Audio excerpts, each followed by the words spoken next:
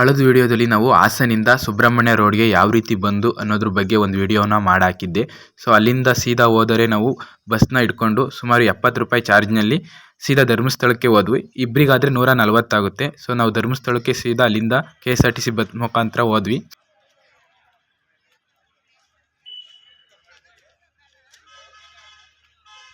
ಧರ್ಮಸ್ಥಳಕ್ಕೆ ಬಂದಿದ್ವಿ. ನಮ್ಮ ಮೊದಲನೇ ಕೆಲಸ ಈಗ ರೂಮ್ ಬುಕ್ ಮಾಡೋದು. ಬನ್ನಿ ರೂಮ್ ಬುಕ್ ಮಾಡೋಣ. ಧರ್ಮಸ್ಥಳ ನಡ್ಕೊಂಡು ಹೋಗಿ.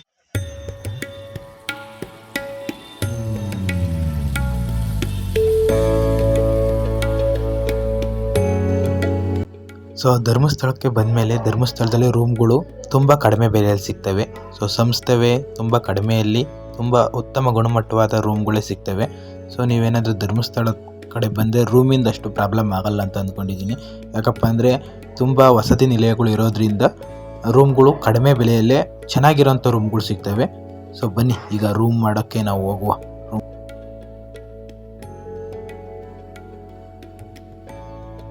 ವೈಶಾಲಿಯಲ್ಲಿ ರೂಮ್ ಸಿಕ್ತು. ಸೊ ರೂಮ್ ನಂಬರ್ ಬಂದ್ಬಿಟ್ಟು 261. ಸೊ ಬನ್ನಿ ರೂಮ್ಗೆ ಹೋಗುವ. ನದಿ ಹತ್ರ ಹೋಗಿ ಸ್ನಾನ ಮಾಡ್ಕೊಂಡ್ಬಂದು ನೆಕ್ಸ್ಟ್ ದರ್ಶನಕ್ಕೆ ಹೋಗ್ಬೇಕು.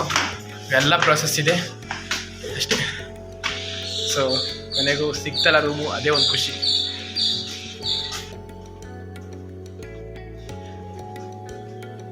ಇಲ್ಲಿ ಈ ಸೈಡ್ 168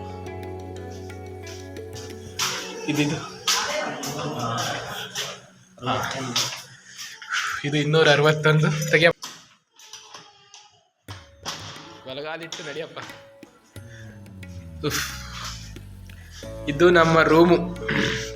ಆರಾಮಾಗಿ ಇಬ್ರು ಮಲ್ಕೊಬೋದು. ಈ ಥರ ವಿಡಿಯೋ ಮಾಡ್ಬೋದು. ಚೆನ್ನಾಗಿದೆ. ಫ್ಯಾನ್ ಇದೆ. ಮಂಜುನಾಥ ಸ್ವಾಮಿ ಫೋಟೋ ಇದೆ. ಸೊ ರೂಮ್ನಿಂದ ನಮ್ಮ ಪ್ರಯಾಣ ಸೀದಾ ನೇತ್ರಾವತಿ ಸ್ನಾನಘಟ್ಟದ ಕಡೆ ನಡೀತು. ನೇತ್ರಾವತಿ ನದಿ ಹತ್ರಕ್ಕೆ ಬಂದಿದ್ದೀವಿ ಸ್ನಾನ ಮಾಡೋಣ ಅಂತ. ಸೊ ಸ್ನಾನ ಮಾಡಿಕೊಂಡು ಸೀದಾ ದರ್ಶನಕ್ಕೆ ಹೋಗಬೇಕು. ನೋಡೋಣ ಎಷ್ಟೆಷ್ಟು ಆತೆ. ಜನ ಏನು ಅಷ್ಟಿಲ್ಲ, ತುಂಬ ಕಮ್ಮಿ ಇದೆ ಜನ. ಸೊ ನೋಡ್ಬೋದು.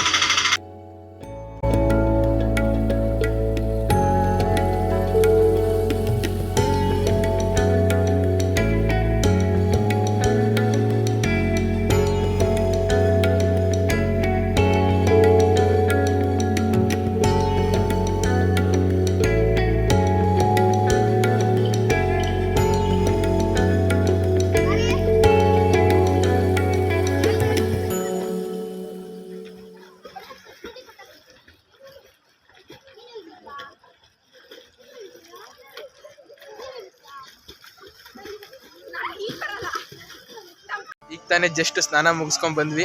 ಸೊ ಈಗ ದರ್ಶನಕ್ಕೆ ಹೋಗ್ಬೇಕು. ಫಸ್ಟ್ ರೂಮ್ಗೆ ಹೋಗ್ಬಿಟ್ಟು ಈ ಲಗೇಜ್ನೆಲ್ಲ ಇಟ್ಟು ಸೀದಾ ದರ್ಶನ. ಸೊ ಬರೀ ಧರ್ಮಸ್ಥಳದ ಕಡೆ ಮತ್ತೆ ಪ್ರಯಾಣ ಬೆಳೆಸೋಣ ಈ ಸ್ನಾನಘಟ್ಟದಿಂದ.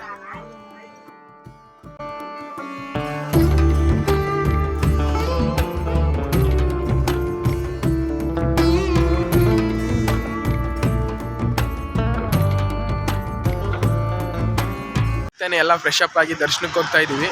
ಟೈಮ್ ಬಂದ್ಬಿಟ್ಟು ಈಗ 5:15 ಆಗಿದೆ. ದರ್ಶನಕ್ಕೆ ಹೋಗ್ತಾ ಇದ್ದೀವಿ. ದರ್ಶನ ಆದಮೇಲೆ ಸೀದಾ ಊಟಕ್ಕೆ ಹೋಗ್ಬೇಕು. ಊಟ ಆದಮೇಲೆ ಧರ್ಮಸ್ಥಳನ ಒಂದ್ಸರಿ ನೋಡ್ಕೊಂಬರ್ಬೇಕು. ಸೊ ಬನ್ನಿ ನಿಮಗೂ ತೋರಿಸ್ತಾ ಹೋಗ್ತೀನಿ. ಆದರೆ ದರ್ಶನಕ್ಕೆ ಮಾತ್ರ ಯಾವುದೇ ಕಾರಣಕ್ಕೂ ಮೊಬೈಲ್ ಅಲೋ ಇಲ್ಲ. ನಾನು ವೀಡಿಯೋ ಮಾಡೋದು ಇಲ್ಲ ಒಳಗೆ ಹೋದ್ಮೇಲೆ. ಸೊ ಅದು ಇಲ್ಲಿನ ರೂಲ್ಸು. ಆ ರೂಲ್ಸ್ನ ನಾವು ಫಾಲೋ ಮಾಡಲೇಬೇಕು. ಹಾಗಾಗಿ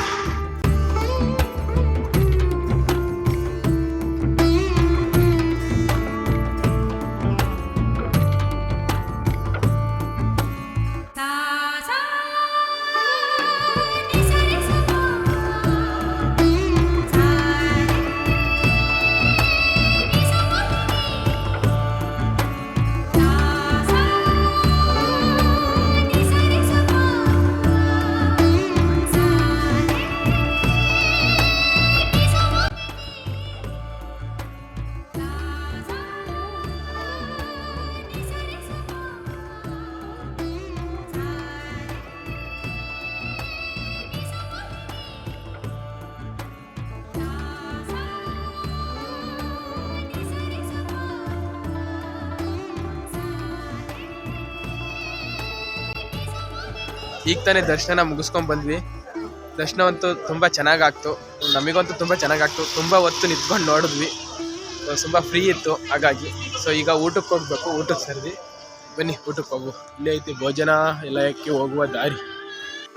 ಈಗ ಓಪನ್ ಆಗಿದೆ ಊಟದ ಕೌಂಟ್ರು. ಸೊ ಈಗ ಊಟಕ್ಕೆ ಹೋಗ್ಬೇಕು. ಊಟ ಮಾಡಿಕೊಂಡು ಸೀದಾ ಧರ್ಮಸ್ಥಳನ ಒಂದ್ಸರಿ ಮೇನ್ ಪ್ಲೇಸ್, ನಾವು ಬಂದಾಗೆಲ್ಲ ಯಾವ್ಯಾವ ಪ್ಲೇಸ್ಗೆ ಹೋಗ್ತೀವಿ ಅವನ್ನೆಲ್ಲ ಒಂದ್ಸರಿ ನೋಡಿಕೊಂಡು ಶಿಸ್ತಾಗಿ ಹೋಗಿ ಮಲ್ಕೊಳ್ಳೋದೆ. ಸೊ ಬನ್ನಿ ಈ ಸದ್ಯ ಊಟಕ್ಕೆ ಹೋಗೋಣ.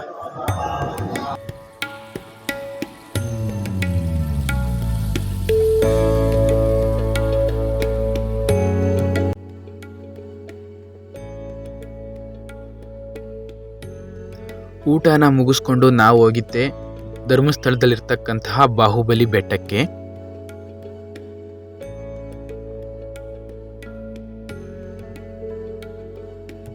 ಸುಮಾರು ಹೊತ್ತುಗಳ ಕಾಲ ಬಾಹುಬಲಿ ಮೂರ್ತಿನ ನೋಡಿಕೊಂಡು ಸಂಜೆ ಆಗಿದ್ದರಿಂದ ಸನ್ಸೆಟ್ ಕೂಡ ಅಲ್ಲೇನೆ ನೋಡಿಕೊಂಡು ನಿಂತಿದ್ವಿ. ಅಲ್ಲೇ ಪಕ್ಕದಲ್ಲಿ ಬಾಹುಬಲಿ ಮೂರ್ತಿಯ ಬಗ್ಗೆ ಕಂಪ್ಲೀಟ್ ಇನ್ಫಾರ್ಮೇಷನ್ ಇರ್ತಕ್ಕಂತಹ ಒಂದು ರೂಮ್ ಸಹ ಇತ್ತು. ಅಲ್ಲಿ ಬಾಹುಬಲಿ ಮೂರ್ತಿಗೆ ಮಹಾಮಸ್ತಕಾಭಿಷೇಕ ಯಾವ ರೀತಿ ಮಾಡ್ತಾರೆ, ಅಭಿಷೇಕಗಳನ್ನು ಯಾವ ರೀತಿ ಮಾಡ್ತಾರೆ, ಯಾವ್ಯಾವ ರೀತಿಯ ವಸ್ತುಗಳಿಂದ ಅಲಂಕಾರ ಮಾಡ್ತಾರೆ ಅನ್ನೋದ್ರ ಬಗ್ಗೆ ಕಂಪ್ಲೀಟ್ ಇನ್ಫಾರ್ಮೇಷನ್ ಇತ್ತು. ಮತ್ತು ಅಲ್ಲಿಗೆ ಬಾಹುಬಲಿ ಮೂರ್ತಿಯನ್ನು ಯಾವಾಗ ತಂದು ಇಟ್ಟಿದ್ದರು ಅನ್ನೋದರ ಬಗ್ಗೆನೂ ಕೂಡ ಸಂಪೂರ್ಣ ಮಾಹಿತಿ ಇತ್ತು.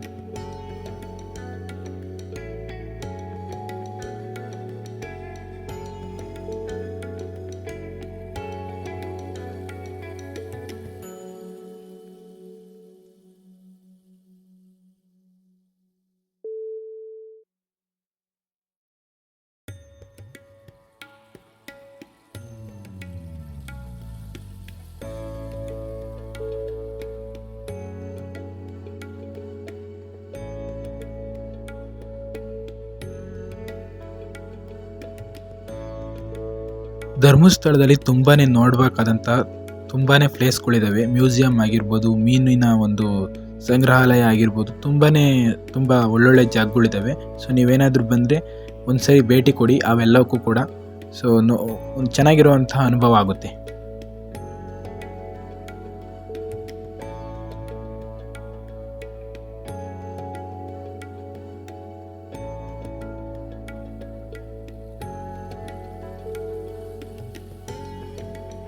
ನೀವೇನಾದರೂ ಧರ್ಮಸ್ಥಳದ ಕಡೆ ಬಂದರೆ ನೀವು ಎಲ್ಲರೂ ಆಲ್ಮೋಸ್ಟ್ ಅಬ್ಸರ್ವ್ ಮಾಡಿರ್ತೀರ. ಆದರೆ ಅಬ್ಸರ್ವ್ ಮಾಡ್ದಿದಂಥವ್ರಿಗೂ ಈ ಒಂದು ಮಾಹಿತಿ. ಒಂದು ವಿಮಾನ ಇದೆ, ಆ ವಿಮಾನ ಹೆಸರು ಡಕೋಟಾ ವಿಮಾನ ಅಂತ. ಸೊ ಆ ವಿಮಾನ ನೋಡ್ಲಿಕ್ಕೋಸ್ಕರ ನಾವೀಗ ಹೋಗ್ತಾ ಇದ್ದೀವಿ. ಸೊ ಬನ್ನಿ ಆ ವಿಮಾನ ಯಾವ ರೀತಿ ಇದೆ ಅನ್ನೋದೆಲ್ಲ ತೋರಿಸ್ತೀನಿ ನೋಡಿ. ಇದೇ ಆ ಡಕೋಟಾ ವಿಮಾನ. ಸೊ ಇದರ ಸಂಪೂರ್ಣ ಮಾಹಿತಿ ಇರುವ ಒಂದು ಬೋರ್ಡ್ ಕೂಡ ಹಾಕಿದ್ದಾರೆ, ಬಂದರೆ ನೋಡ್ಬೋದು.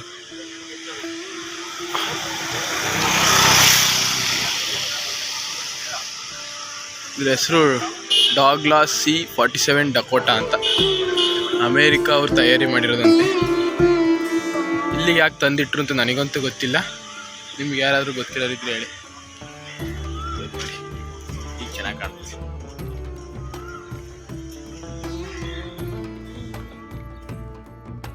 ಚಂದ್ರನಾಥ ಸ್ವಾಮಿ ಬಸದಿ ಅಂತ ಇದೆ, ತುಂಬ ಅದ್ಭುತವಾಗಿದೆ. ಬನ್ನಿ ನೋಡ್ಕೊಂಬರೋಣ ಯಾವ ರೀತಿ ಇರುತ್ತೆ ಅಂತ. ಈ ಒಂದು ದೇವಸ್ಥಾನ ಇರುವಂಥದ್ದು ಶರಾವತಿ ರೆಸಿಡೆನ್ಸಿಯಿಂದ ಎಡಭಾಗಕ್ಕೆ ಸುಮಾರು 50ರಿಂದ 100 ಮೀಟರ್ ದೂರದಲ್ಲಿದೆ.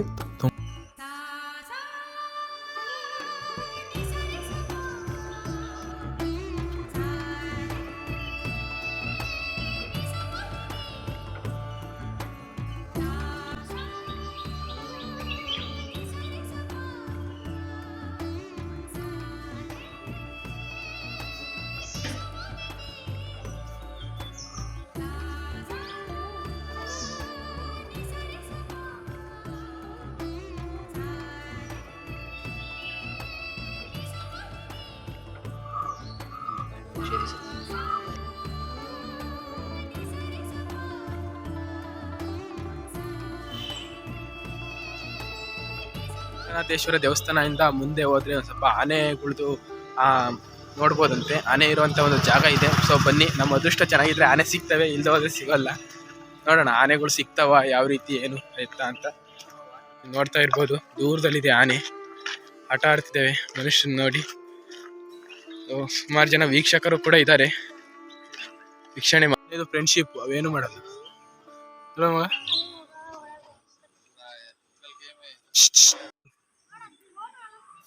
ಯಾವ ಥರ ನೋಡ್ಗುರು ಅಲ್ವಾ? ಮನುಷ್ಯದ್ರಿ ಹಿಂಗೆ ಅನ್ಬೇಕು ಅಂತ ಹೇಳ್ಕೊಟ್ಟಿರ್ಬೋದು ಅನ್ಸುತ್ತೆ ಅದಕ್ಕೆ. ಅದು ಅಂತಲೇ ಇರುತ್ತೆ. ಸಾಕು ಬಿಡೋ, ಕತ್ಗಿತ್ ನೋವಾದತ್ತು. ಶಿವಾನಿ ನೀನೊಂದ್ಸರಿ ಅನ್ನಮ್ಮ. ಹಾಯ್ ಹಾಯ್ ಮಾಡು. ಅಂತೂ ಇಂತೂ ನಾವು ಚೆಕ್ಔಟ್ ಮಾಡೋಂಥ ಸಮಯ ಬಂತು. ಬಾಯ್ ಬಾಯ್ ರೂಮು. ಸೊ ಈ ಒಂದು ಬ್ಯೂಟಿಫುಲ್ ರೂಮ್ಗೆ ಈಗ ನಾವು ಚೆಕ್ಔಟ್ ಮಾಡಬೇಕು. ಚೆಕ್ಔಟ್ ಮಾಡಿ ಬಸ್ ಹತ್ತಿ ಸೀದಾ ನಮ್ಮ ಪ್ರಯಾಣ ಸುಬ್ರಹ್ಮಣ್ಯ ಕಡೆ. ಸೊ ಈ ವಿಡಿಯೋನ ನೋಡಿದ್ದಕ್ಕೆ ತುಂಬ ತುಂಬ ತುಂಬ ಧನ್ಯವಾದಗಳು. ಸೊ ಸಿಗೋಣ ಮುಂದಿನ ವಿಡಿಯೋ ಜೊತೆ. So thank you.